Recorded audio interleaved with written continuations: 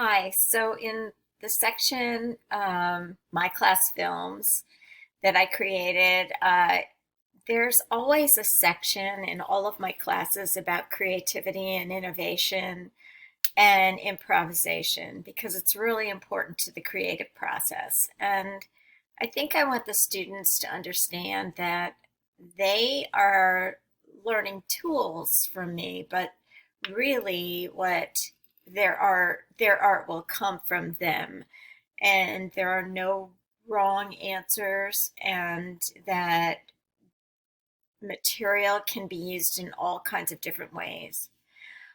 One of my greatest inspirations is Keith Jarrett, who is, as everybody probably knows, is a jazz musician, and he's written two essays about the piano and about his creative process and how really essentially when an artist, or a musician or a painter or any kind of artist finally forgets that the instrument is in their hands, it's as if that instrument has become another limb.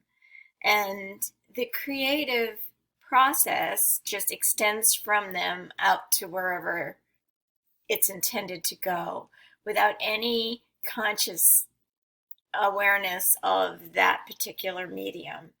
And I think with watercolor, which has always been an intuitive medium for me, I want to convey that to the student. I want them to stop being afraid of the mistakes or the accidents or the difficulty and just kind of just get past that.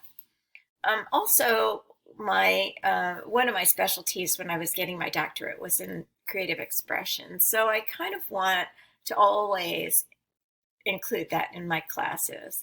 So my films are about creativity and about innovation, and I had to hold back because I really wanted to include a million films and a million essays and things, but that's really where I was going. I really want my students, even if they never become artists, to have left my class thinking more creatively.